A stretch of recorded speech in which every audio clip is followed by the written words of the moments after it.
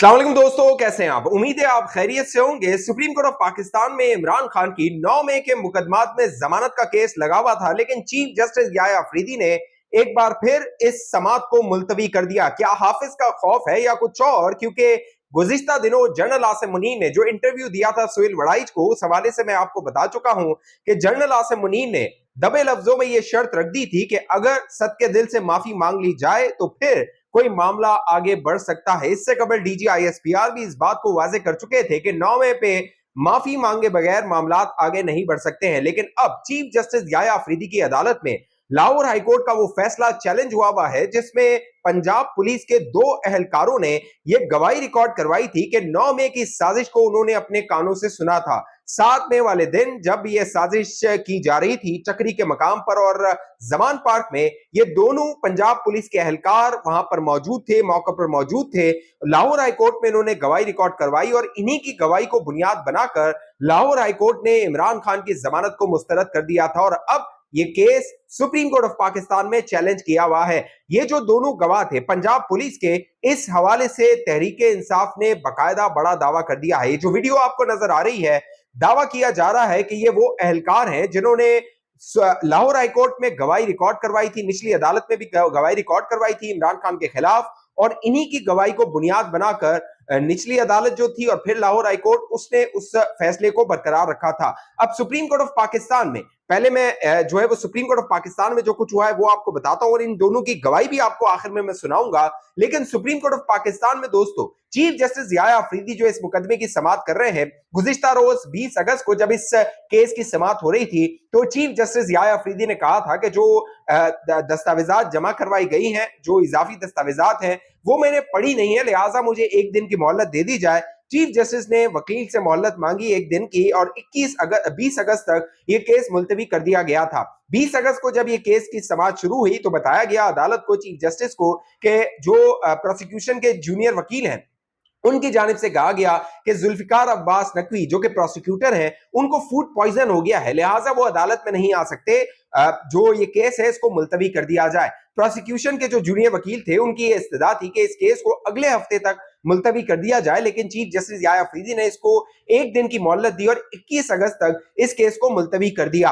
अदालत में जो कुछ हुआ वो बड़ा दिलचस्प था, क्योंकि जो कह लीजिए इमरान खान के वकील हैं सलमान सफदर, उन्होंने बताया कि मैं ये साबित करूंगा कि जो प्रोसिक्यूशन के जो गवाह थे वो बेबुनियाद थे और ये जो केस बनाया गया है इसमें जमानत इमरान खान को हर सूरत मिलनी चाहिए। जो चीफ जस्टिस ने रिमार्क्स दिए, उसने भी जो तहरीक इंसाफ के वकला थे उनका हौसला बढ़ाया जब चीफ जस्टिस ने यह कहा कि इस केस में प्रोसिक्यूशन को यह साबित करना है कि जो लाहौर हाईकोर्ट का फैसला है उसको कैसे बरकरार रखा जाए। अब ये जो केस है इमरान खान के खिलाफ, ये बुनियादी तौर पे 2 अशखास के दरमियान केस है। ये फील्ड मार्शल आसिम मुनीर और इमरान खान के दरमियान केस है 9 मई के हवाले से, और अगर सुप्रीम कोर्ट ऑफ पाकिस्तान से इमरान खान की जमानत मंजूर हो जाती है, लाहौर हाईकोर्ट का जो फैसला है उसको सेट असाइड कर दिया जाता है, तो फिर तहरीक इंसाफ ये बयानिया बनाएगी कि देखो 9 में हम पहले ही कह रहे थे फॉल्स फ्लैग ऑपरेशन था, बेबुनियाद जो इदारे थे उन्होंने खुद करवाया था, लिहाजा इमरान खान को अब सुप्रीम कोर्ट ऑफ पाकिस्तान से इंसाफ मिल गया है। इससे पहले देखिए सुप्रीम कोर्ट ऑफ पाकिस्तान के जो चीफ जस्टिस थे, जस्टिस काजी फैज ईसा, जब वो चीफ जस्टिस थे वो भी तहरीक इंसाफ को खटकते थे, तहरीक इंसाफ को बुरा लगता था। मैं अपने इस चैनल पे आपको बताता था कि जब काजी फैज ईसा जाएगा तो इनको काजी याद आएगा। अब इनको काजी याद आता है जब अफरीदी अदालत में आ गया है सुप्रीम कोर्ट ऑफ पाकिस्तान में, और जब इस्लामाबाद हाईकोर्ट के जो चीफ जस्टिस थे आमिर फारूक, जब वो चीफ जस्टिस थे तब तहरीक इंसाफ वाले उनसे खुश नहीं थे, उन पर तनकीद किया करते थे, और मैं अपने चैनल पे आप दोस्तों को बताता था कि जब आमिर फारूक जाएगा तो फिर इनको आमिर फारूक याद आएगा। और अब जस्टिस सरफराज रोगर जब इस्लामाबाद हाईकोर्ट के चीफ जस्टिस बने हैं तो तहरीक इंसाफ को जस्टिस आमिर फारूक की याद आती है। अब खैर जो सुप्रीम कोर्ट ऑफ पाकिस्तान में ये मुकदमा है, इसमें जो सलमान सफदर है उन्होंने बाकायदा बताया है कि लाहौर हाईकोर्ट में 6 माह तक ये केस जो था उसकी समाअत होती रही थी, पेंडिंग रहा था। लाहौर हाईकोर्ट में 16 समातें हुई, जबकि 8 प्रोसिक्यूटर्स को लाहौर हाईकोर्ट में इस केस की समाअत के दौरान तब्दील किया गया।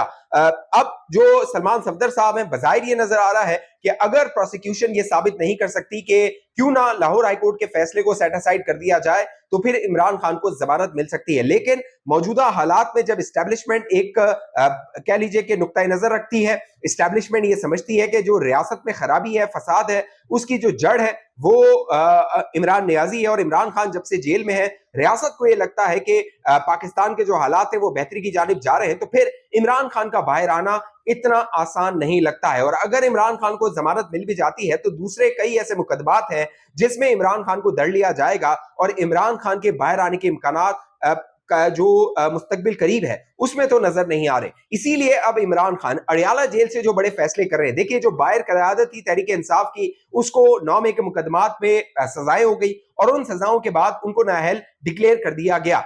जो शिबली फराज थे, जो कि कह लीजिए लीडर ऑफ द अपोजिशन थे, सेनेट में उनको नाअहल किया गया, लिहाजा उनकी जगह नया लीडर ऑफ द अपोजिशन आना था।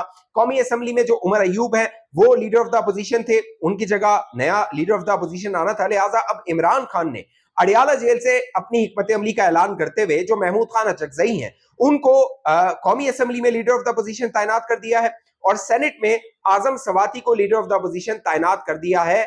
अब देखना यह है कि जो महमूद खान अचकजई हैं वो क्या इमरान खान के लिए कोई कैंपेन चला सकते हैं, क्योंकि जो इनका इत्तेहाद बना था वो तो खातिर ख्वाह कामयाबी हासिल नहीं कर सका था, चाहे वो धरने हो, लॉन्ग मार्चेस हो, इजलास हो या जलसे हो। उस सूरत में इनको महमूद खान अचकजई को कामयाबी तो हासिल नहीं हुई थी, और महमूद खान अचकजई इमरान खान के मुखालिफ रहे हैं, बाकायदा इमरान खान उनका तमस्कुर उड़ाते रहे, मजाक उड़ाते रहे, और अब वही महमूद खान अचकजई को वो अपोजिशन लीडर तैनात कर रहे हैं। यहाँ पे एक और जो अहम मामला है वो जो इलेक्शन कमिश्नर है, चीफ इलेक्शन कमिश्नर, उनकी तैनाती के हवाले से भी लीडर ऑफ द अपोजिशन का बहुत कलीदी किरदार होगा। अगर महमूद खान अचकजई और शहबाज शरीफ साहब किसी जो इलेक्शन कमिश्नर है उसके नाम पर इत्तेफाक कर लेते हैं, तो क्या इमरान खान को और तहरीक इंसाफ को वो कबूल होगा? ये भी बड़ा $1 मिलियन क्वेश्चन होगा। और तहरीक इंसाफ की जो मुस्तकबिल की सियासत होगी, बज़ाहिर नजर आ रहा है कि वो महमूद खान अचकजई के हाथ में आ गई है। अब जो तहरीक इंसाफ वाले दावा कर रहे हैं, ये वीडियो वो जारी की है उन्होंने सोशल मीडिया पे, ये पुलिस अफसरान खड़े हुए अदालत के बाहर, और वहां पे उनका एक इंटरव्यू किया जा रहा है। क्या किया जा रहा है ये आप देखिए, उसके बाद मैं आपसे इजाजत चाहूंगा। मई का मुकदमा है, ये कैसे हो गया था सारा मुकदमा? आप इसके ऊपर कोई कमेंट देना चाहते हैं? सर जो गवाह थे उनके बारे में वैसे कोई कमेंट्स नहीं है इसमें, वो according to the policy sir कुछ हो रहा है, जो कुछ हो रहा है इन्वेस्टिगेशन करके सबमिट करवा दी गई चीज़। अच्छा, ये जो गवाह वाली बात चली हुई है कि इमरान खान के टेबल वाली, ये क्या सीन है सर? कौन सी? वो कोई गवाह कहते हैं कोई टेबल के नीचे छुपकर ऐसा हो सकता है भला? ऐसा मुमकिन है? तो गवाह तो ऐसी, तो आप लाएं या कोई चीज़ है आपके पास? दिखाए ना, कहाँ पे उन्होंने कहा है, कहाँ पे 161 के बयान में है कि टेबल के नीचे थी?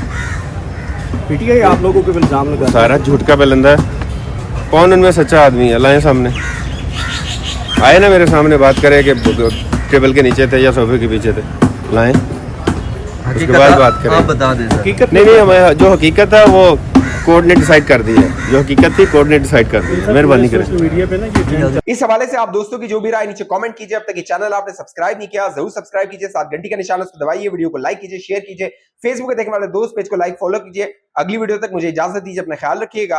पाकिस्तान जिंदाबाद।